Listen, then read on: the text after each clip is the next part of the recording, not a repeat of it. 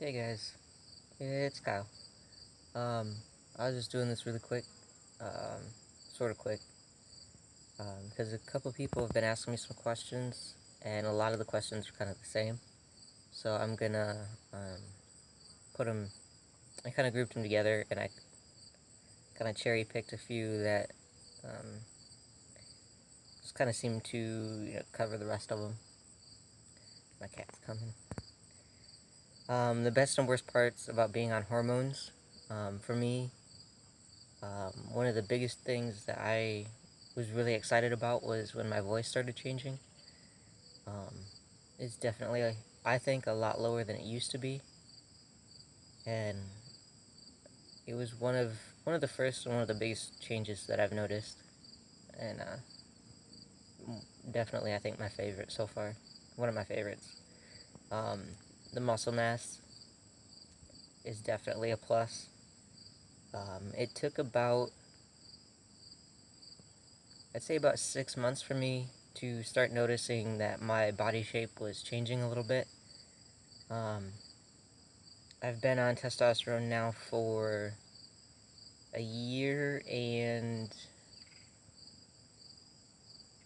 like 7.5 months, give or take a little bit. Um, so a few changes have happened, and a few are still happening.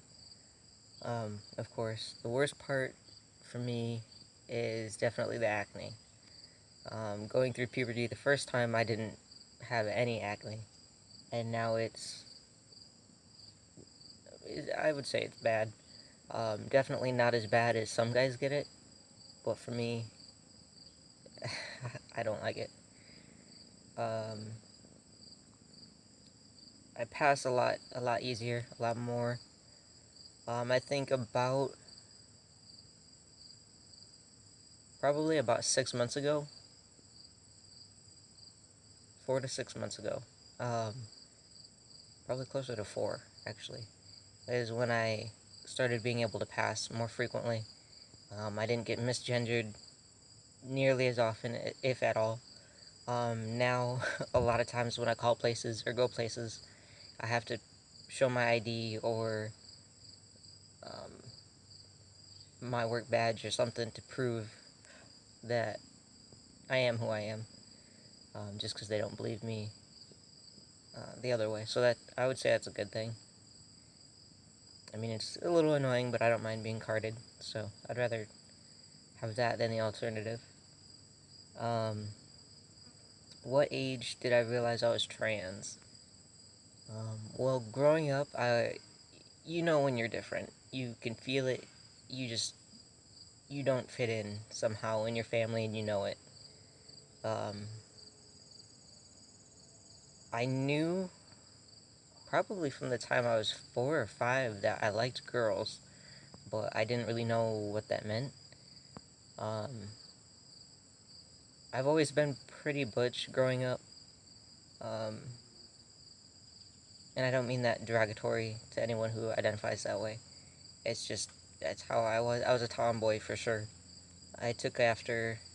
I was the oldest, but I emulated my brother, who was a year younger than me, a lot more than anybody else. So, um, I think I realized that the definition of trans fit me, and I accepted that around 2 years ago, maybe 3.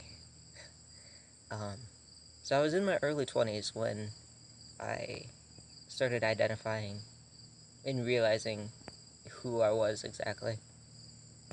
Um, what is something I'd wish I had known? I'm gonna assume before I started testosterone. Um, well, something I wish I could have told myself back then, which wasn't that long ago, um, was definitely have patience. That's the thing I've struggled with the most, I think, and I think a lot of guys struggle with that. Um, Wanting to see changes faster, um, trying to compare our own bodies to other people, um, that's where we get caught up the most, I think. um, for me, I was started on a really, really low dose of testosterone because I was the first trans patient that my endocrinologist has dealt with ever. Um, and I'm pretty sure the first one in her entire office. So they started me on a really low dose just to kind of be safe because they were kind of learning and walking themselves through some stuff. And I was kind of the guinea pig.